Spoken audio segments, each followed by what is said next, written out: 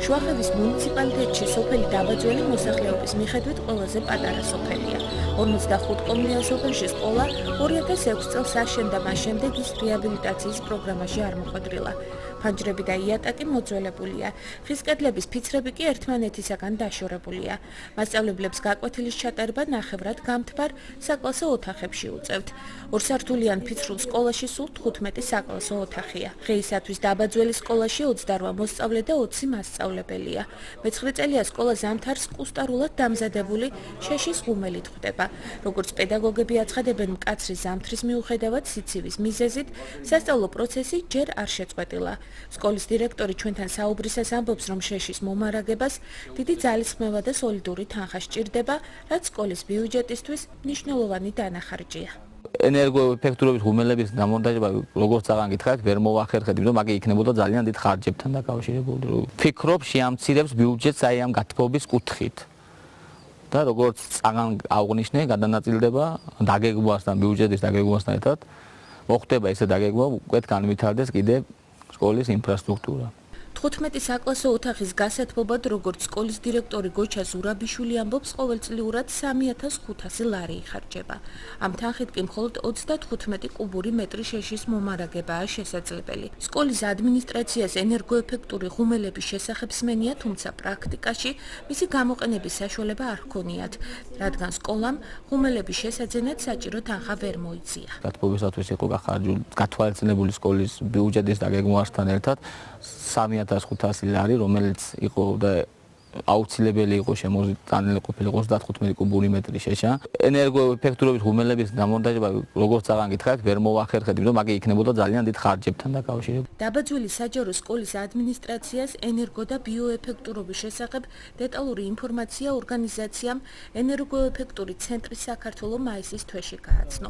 დანახარჯების შემცირების და მეტი სითბური ეფექტების მიღწევის მოლოდინიც იმ დღიდან გაჩნდა. დაახლოებით მაისის თვე და მაცნობებს ამ პროექტის შესახებ, რომელიც არის BP საქართველოსათვის და მოგვაწოდეს ინფორმაცია ბიოეფექტურობის შესახებ, რომელიც ითვალისწინებდა ჩვენი სკოლის, ასე რომ ვთქვათ, ხარჯების დაზოგვას კერძოდ გათბობის მხრივ. საკლასო ოთახებში ბავშვები სამასწავლებლოდან სკოლის ერთადერთ ღუმელთან გათბობის შემდეგ შედიან. ღუმელის დათმობა პედაგოგებსაც უჭირთ, რადგან დერეფანში ტემპერატურა მკვეთრად განსხვავებულია. მასალის გამოშრობის შემდეგ გაჩენილ ხვრელებში ნაადრევი ზამთრის სუსხი აღწევს, რის გამოც სკოლაში სწავლისთვის შეუფერებელი პირობებია. ამის მიუხედავად დაბაძველი სკოლაში გაკვეთილი იწყება. მოსწავლეები მეცადინეობისთვის ემზადებიან.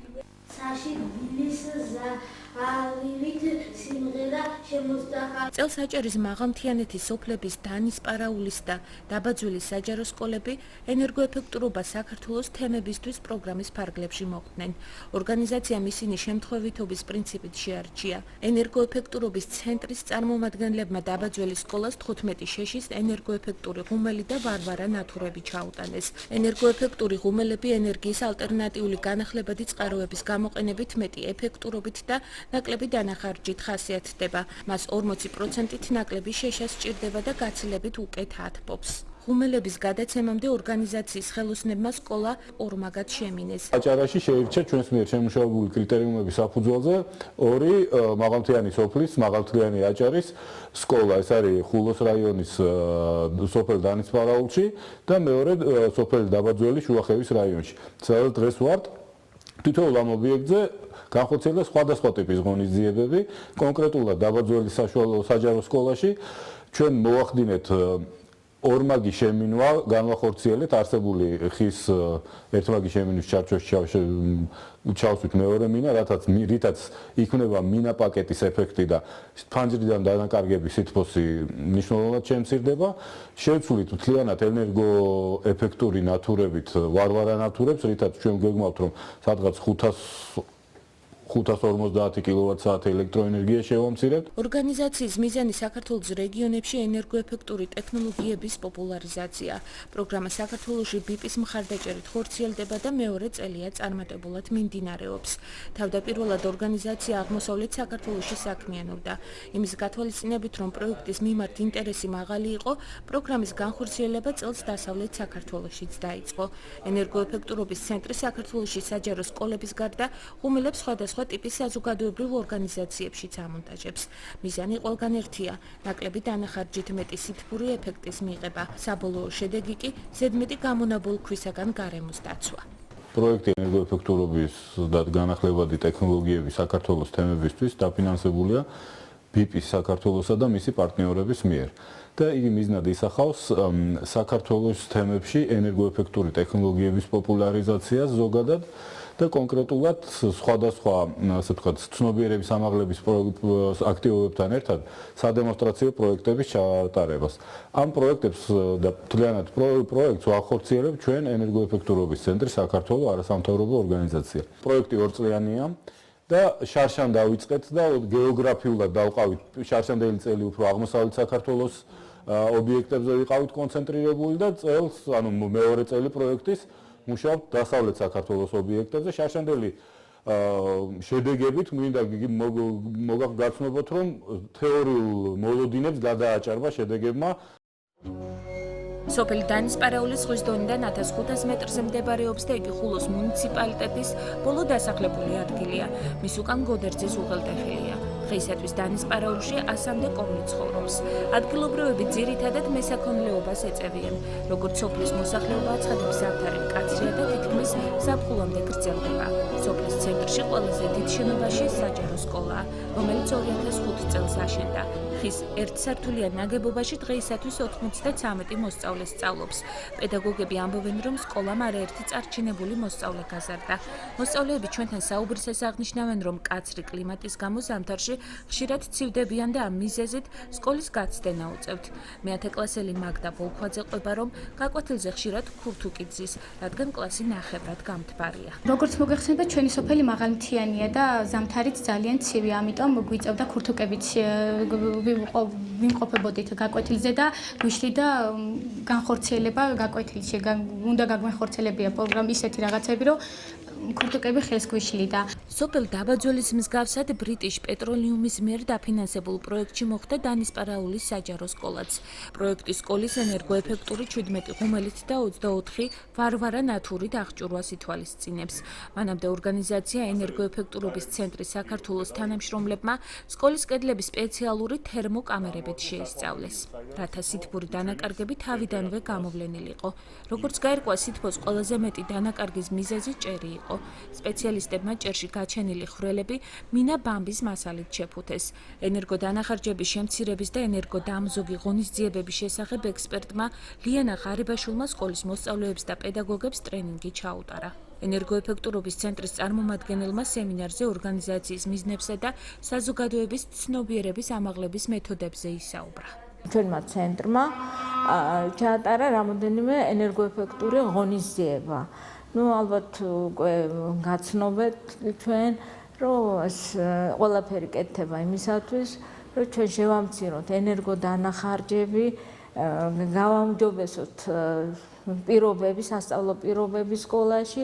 მეორე მიზანი არანაკლებ მნიშვნელოვანი არის ცნობიერების ამაღლება. ცნობიერების ამაღლება აი ამ ტექნოლოგიებზე, როგორ შეიძლება დაიზოგოს ენერგია, იცხოვრო კომფორტულად და აი კომფორტის ხარჯზე არ მოხდეს დაზოგვა. 17 საკლასო ოთახის გათბობისთვის სკოლის ბიუჯეტიდან ყოველწლიურად 4000 ლარი იხარჯება, ამბობს დანისპარაულის სკოლის ბუღალტერი. მამუკა პაქსაძის განმარტებით აღნიშნულ თანხაში სკოლა 40 კუბური მეტრი შეში შეძენას ახერხებს, რაც ხშირ შემთხვევაში არასაკმარისია. როგორც იგი ვარაუდობს, ბიუჯეტს ენერგოეფექტური ღუმელი 15%-ით შეამცირებს. დაზოგილი 1500 ლარის გახარჯვას კი მამუკა პაქსაძე სკოლის ინფრასტრუქტურისთვის აპირებს. სკოლაში ბიუჯეტი როცა დგებოდა, იგეგმებოდა შეშისათვის 4000 ლარი, რომლითაც სკოლაში შემოიტანებოდა დაახლოებით 40 კუბამეტრის შეშა და მოხმარდებოდა სკოლას. ეხლა შეიძლება რომ მოხდეს ეკონომია, რომელიც დაახლოებით 1000-1500 ლარის ფარგლებში და მას გამოვიყენებთ სხვადასხვა ინფრასტრუქტურული სამუშაოების ჩასატარებლად. ენერგოეფექტური ღუმელების ეფექტურობაში დანისპარაულის სკოლის დირექტორიც დარწმუნდა. რამაზ გელაძე ამბობს, რომ სკოლის დირექცია ზამთრის სეზონს ყოველთვის მომზადებული ხდებოდა, თუმცა შენობის სიძველის გამო სითბოს შენარჩუნება არ ხერხდებოდა. სკოლაში ღუმელები 15 დღის წინ დაამონტაჟეს და როგორც დირექტორი აცხადებს, ისინი ნაკლები დანახარჯით და მეტი ეფექტურობით გამოირჩევა. სკოლის დირექცია ყველაფერს აკეთებდა იმისათვის, რომ ზამთრის სეზონი მომარაგებული იყო შეშით, ღუმელებიც ჰქონდა, მაგრამ არ გვაძლევდა იმის საშუალებას, რომ სკოლა ზამთრის პერიოდში დათმობებული ყოფილიყო. პროექტმა მნიშვნელოვნად არგო სკოლას იმ თვალსაზრისით, რომ სკოლაში გაცილებით გასულ წელთან შედარებით სითბო გვაქვს. დანის პარაულის სკოლაში ენერგოეფექტური ღუმელების პროგრამის განხორციელების ეტაპებს ბრიტიშ პეტროლიუმის მდგრადი განვითარების ინიციატივის ხელმძღვანელი გაეცნო. გიორგი გონგალაშვილის განმარტებით BP საქართველოში 1996 წლიდან აქტიურად მუშაობს. თავდაპირველად ორგანიზაციის საქმიანობა მილსადენი მშენებლობით შემოიფარგლებოდა, თუმცა მოგვიანებით ორგანიზაციამ სოციალური პროგრამების განხორციელება დაიწყო. ერთ-ერთი მთავარი პრიორიტეტი კი ენერგოეფექტურობის ხელშეწყობა და მისი პოპულარიზაცია. BP საქართველოში წარმოდგენილი არის 1996 წლიდან. ჩვენ ვახორციელებთ მილსადენების ოპერირებას საქართველოში, ბაქო სუფსის, ბაქო თბილისი ჯეიხანის და ბაქო თბილისი ერზრუმის გასცადენის. მაგრამ ამას გარდა უკვე 10 წელიწადზე მეტია ჩვენ ვახორციელებთ სხვადასხვა სოციალურ-ეკონომიკური ხასიათის პროგრამებს. ერთ-ერთი სფერო, რომელზედაც ჩვენ ვახდენთ კონცენტრირებას, ეს არის ენერგოეფექტურობის ხელშეწყობა და ზოგადად ამ თემის პოპულარიზაცია ქვეყნის მასშტაბით. ენერგოეფექტურმა ღუმელებმა სოფელ დანის პარაულის მოსახლეობის დიდი დაინტერესება გამოიწვია. ნოდარ შამანაძე ამბობს, რომ გასულ წლებში შვილებს სკოლის გაცდენა არასათანადო გათბობის გამო ხშირად უწევდათ. გასულ წელს მაგალითად ბავშვები ქურთუკები ჩდებოდნენ, მშობლები ვერ უშვებდით სკოლაში, ხშირად ცივდებოდნენ ბავშვები და იყო გრიპი. თუ ეს გაამართლა ამ ღუმელებმა, მოსახლეობაც შევიძენთ ამ ღუმელებს. ენერგოეფექტურობის ცენტრი 1999 წელს დაარსდა. ორგანიზაცია დღემდე აქტიურად თანამშრომლობს საქართველოს სახელმწიფო სტრუქტურებთან, საერთაშორისო ორგანიზაციებთან და არასამთავრობო სექტორებთან, ენერგეტიკის, ენერგოეფექტურობის პოლიტიკასა და სტრატეგიის საკითხებში.